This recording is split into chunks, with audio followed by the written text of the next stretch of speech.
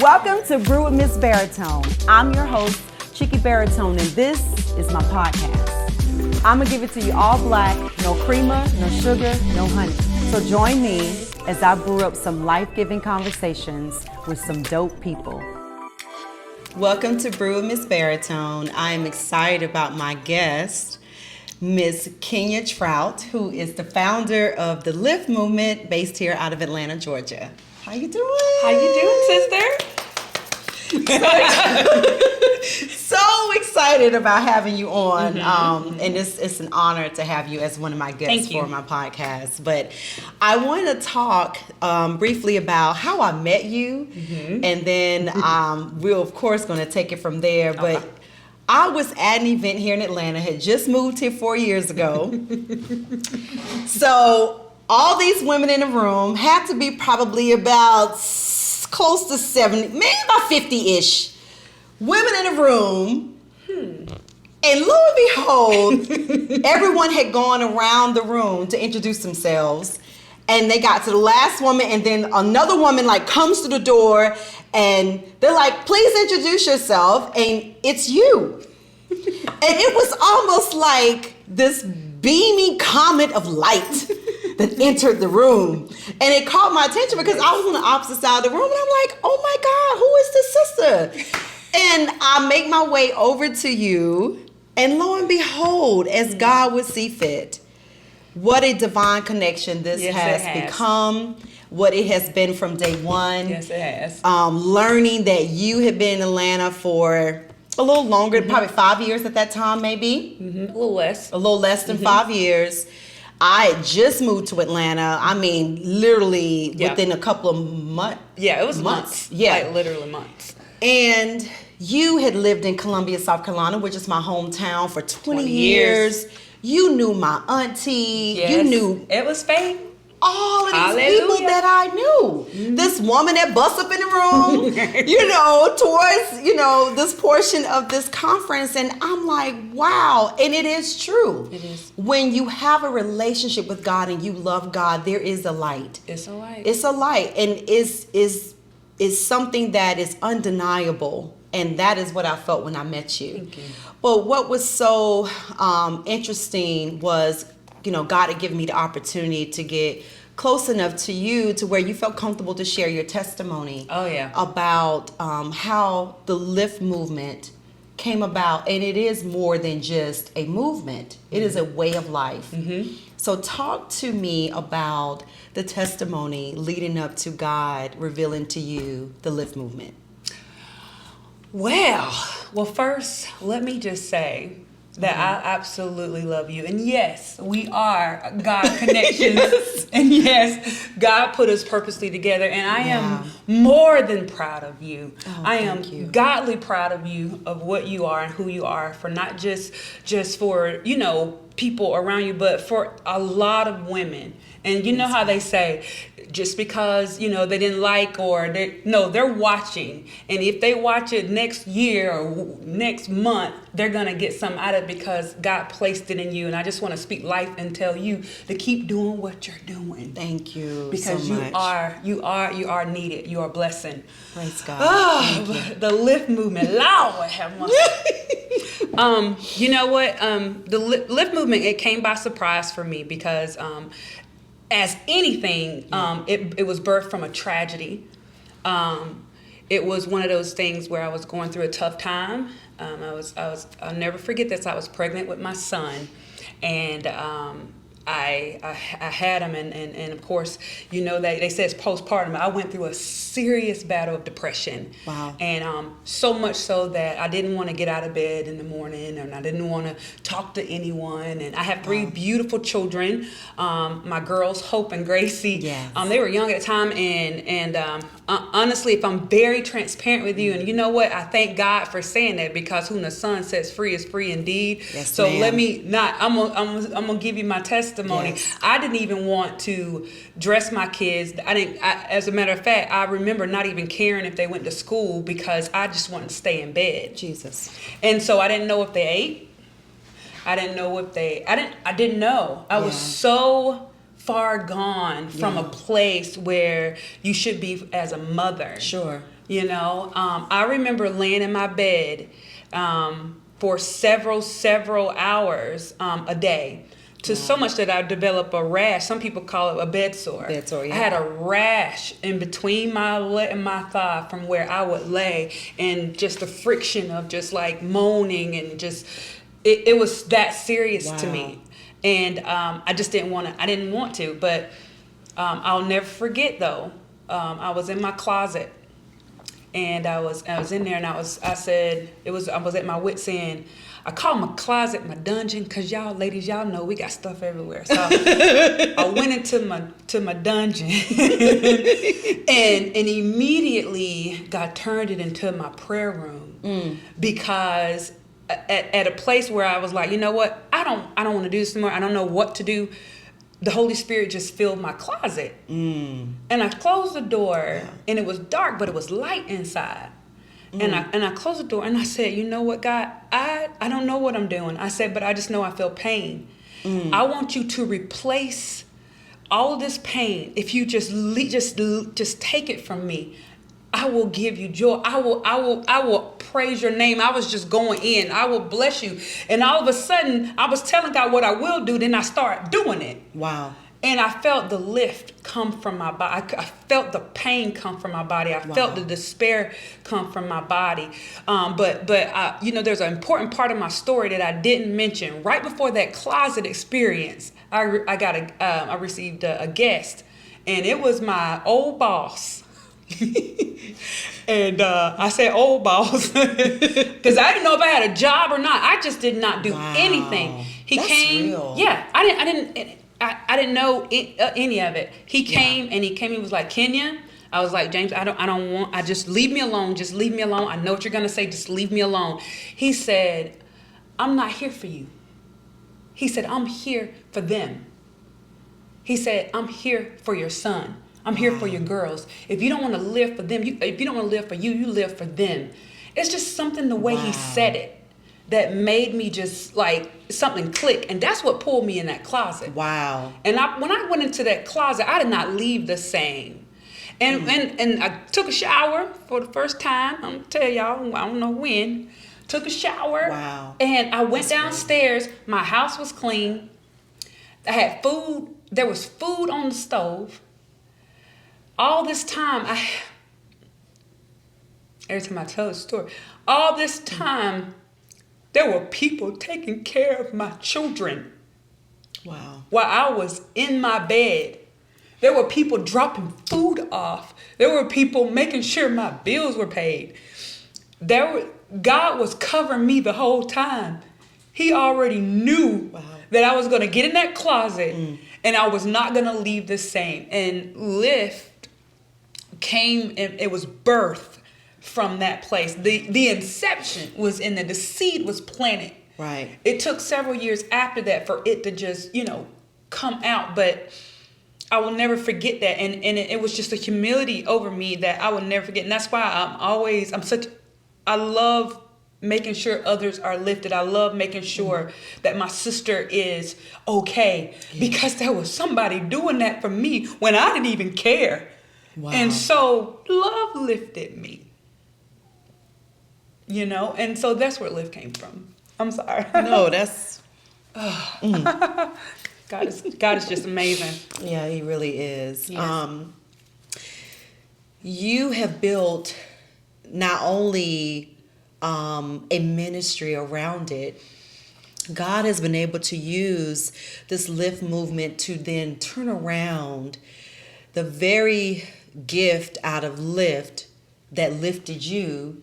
You ended up turning around and lifting other women. Yeah, I did. Talk to me about the Lyft movement, the conference that God birthed out of this. So the conference, well, first I've been lifting. Lifting is a lifestyle to me. It's an extremely selfless act. Yeah. Because it requires no hidden agendas and no motives. That's right. And women, that's hard. Yep. That's hard. And so when God placed this selfless act in me, it was just, I was thirsty. I was thirsty to see women just all around in one room being able to share without shade, being able to share without pettiness. And I'm like, me, God? And he was like, you. And so what I tried to do was create an atmosphere of lifting where there is no hidden agenda, there is no motives. Only thing you do is show up and be lifted. Whether there's singing, whether it's dancing, whether there's affirmations. And I have sisters that God had blessed me with that I absolutely love. They are my sisters to this day, where they just clinged on to that vision and we went forth. And because let me tell y'all something, it's hard to do anything without a team. That's right. God may give you the vision, but you need to open yourself up to make sure that others can come along with you, because it's not about one person. That's right. It's not. It's not. I always tell people that there's a nation in our hands. There is a nation. When God gives us a vision, that's for nations and it's for generations. Yes. It's not for us to keep this is mine and my face is on every flyer. Yeah. It's not about that. That's right. And that's why I was like, be grateful when God gives you something and he births it to you, because he didn't birth it for you. He birthed it for her. Absolutely. He birthed it for you. It's a whole different thing. And Lyft, that's what it does. It gives women an opportunity to just say, you know what? Okay, I'm not always the greatest mom. Sometimes I forget to take my child to school. Maybe I'm not the greatest worker. I'm not the greatest, but that's okay, because there are other women out there that are just like me and just like you. Yes. And we can say it's okay, but we don't say it's okay amiss. We literally say it's okay because we've been there. Yes. It's something about when your words have power. Yes, they do. And your words got to mean what to say. That's why I'm always at a place where if I'm going to tell you something, I better do it. And I better mean it from my heart. Because I need whatever that word to go forth and bless you, because it's going to bless somebody else. Yes, absolutely. So that's what our conference is all about. It's just being a blessing. It's about lifting. You come and oh my gosh, it's insane. It's when you get there and you're greeted with all this it's like an overflow of happidness. We can all use that. Listen, anytime. Oh my God, it's exhilarating. Yeah. You literally leave lifted. At the end, we do this prayer line, and at the prayer line, basically you're in this prayer line. You're telling God, of course, what you want, and I have a intercessor that just extremely amazing. She prays 90 days before my Lyft conference to make sure she fasts and prays 90 days, because when she hit that line, she takes it that serious. And women leave Lyft. I have testimonials after testimonials of how Lyft has impacted people and made them want to start the things that they had in their belly, and made them want to go forth and I'm a better worker on my job, or I'm a better mother. That's when you know that you're pushing your purpose. That's when you know that your purpose now is touching lives. Yes, exactly. Why do you think it is so hard for women to form partnerships? That's a great question. One of the things that I can think of is because we are in our heads more. Yeah. We're in our head. We care about what we think. What is she thinking about me? What is she, what if, or I don't want her to, if you're the smartest person in the room, it doesn't, if you have to dumb yourself down, then that means you must think that person thinks that you're the smartest person in the room. Wow. You know what I mean? And instead of, the biggest thing that I can say to that question is, we don't accept one another for who we are. Wow. So it's hard for us to move together when there's no acceptance. Mm-hmm. And a part of Lyft for me is accepting who you are no matter what. Right. Right. Charlene, when I saw you, you say I'm the light. I saw you as this beautiful, positive ball. It's just like your energy was just, to me, overflowing. Mm-hmm. And for me, I accept every gift that you're willing to give into me, because all it does is just make me better. Wow. It just makes me better. God is not going to give your gift to me, and he ain't going to give my gift to you. Right. But together, let me to your hand. But together, we can go forth and make sure that other women know, you know what? Other women know you can do this, I can do this, you can too. Yeah. Dang, I've never heard it put that way. And what have you seen as it relates? Because, you know, it's very difficult when people say to me, so what's the age group of the people you trying to reach? I'm trying to reach everybody. Everybody. Like, that's such a hard question. It is a hard question. You know, when you're doing, you know, that's a part of, you know, your reach and vision. Yeah. But when you think about your ministry with Lyft, are you trying to cater it to a certain type of woman, or is it kind of everybody? That's a very good question. Initially, when God had, you know, gave me this, and then, you know, I consulted with my girlfriends and my Lyft team, we talked about that, and then it just, but, you know, one of the things that we said was, it literally was, instead of age, we're going to touch pain. Wow. We're going to touch, you know, depression. We're going to touch anxiety. We're going to touch, you know, emotions. We're going to touch the spirit. And that look was a different, oh my gosh. Yeah. I have women from 17 years old, young ladies, to 80 at Lyft. And they are, and all of it is, there's a matched spirit there, and that is to be lifted. So whatever that was, you know, I took the limits off of age, and I just took the limits off and just started speaking to real issues. I'm like, man, this real. You know, the devil, he real. Yes, he is. You know, he real. And we got to be real about him. Yeah. And that means if I got to reach you at 17, baby, there's something for you. Yeah. You know, if I got to reach you at 80, there's some people assume that you're 80 years old. You done been through life. There's nothing there. Are you kidding me? Yeah. No. Absolutely. You can teach us something and be blessed in the process. Yes. You know, so I just kind of took the limits off of that age group. I love that. Yeah. And I never looked at it like that. Yeah.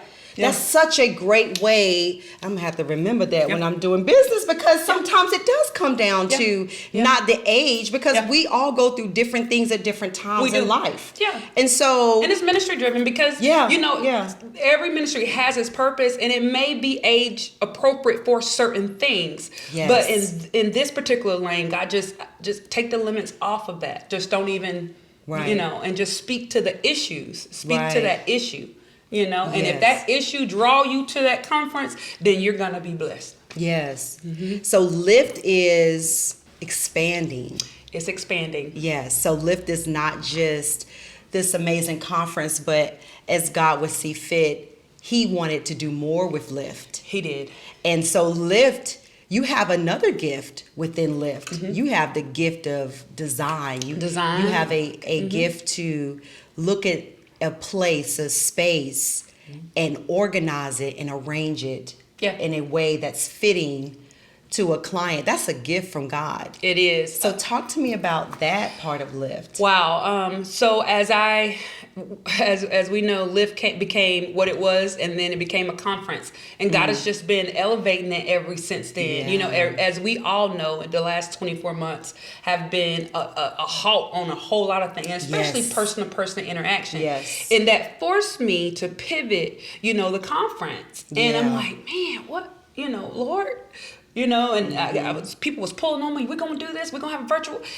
And the more I prayed, God just, you know, I couldn't feel, you know, certain things. So I had to just keep praying until it came, and I pivoted. And now God showed me how Lyft is an entity. It's not just, you know, a conference. It's a place where I can, it's basically a brand. It's a brand.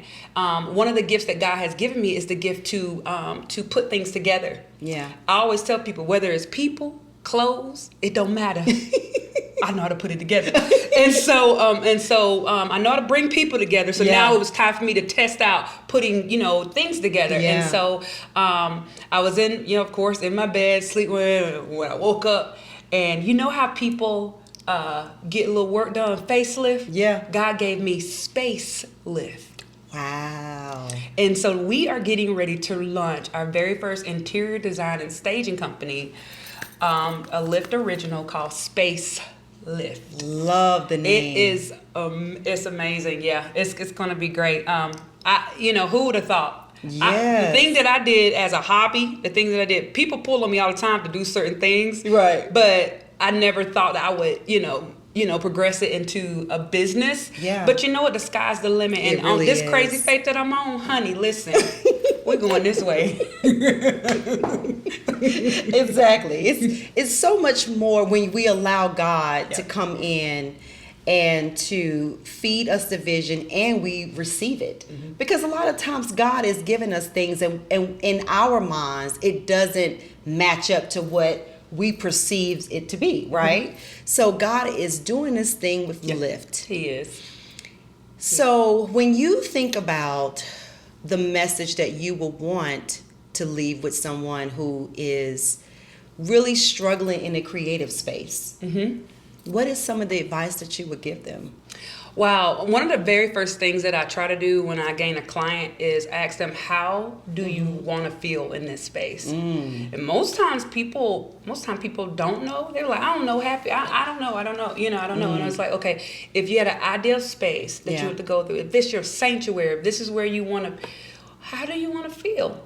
And I would write it down as part of my consulting. And we go from there, because to me, you want to feel good about coming from work, a long day, or coming from wherever you are. Yep. I always say you can come from arguing with your boyfriend in the parking lot. You get in your bedroom, you be like, ah. You know what I'm saying? It's just like that's what Lyft is gonna bring. Every space that you want to feel. What do you want to feel? You want happy? You want to feel excited?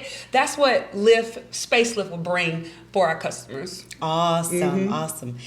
So can someone get this service now if they wanted to? So we're getting ready to launch. Okay. It's going to be a full array of different opportunities that you could do for your lifting, your space lifting. Sure. So liftabetterme.com is going to be the website for us, and it will be launching April the 1st. April Fools! But it ain't gonna be no food. Ain't gonna be no food though. Ain't gonna be no foolishness going on over here.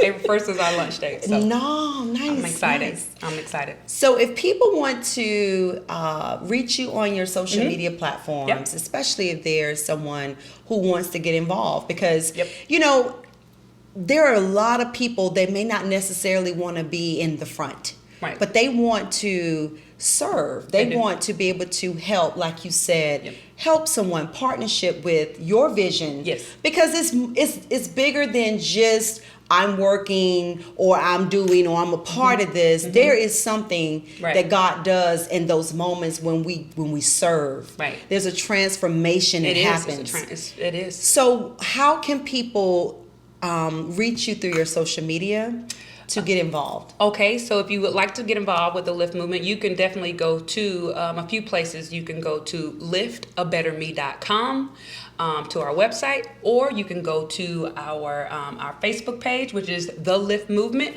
or our IG, the Lyft Movement. Awesome! Thank you for being a part of my podcast. You're welcome. I love you more. Y'all give it up for Miss Kenya Trout. Thank you so much for being. Thank you for having me.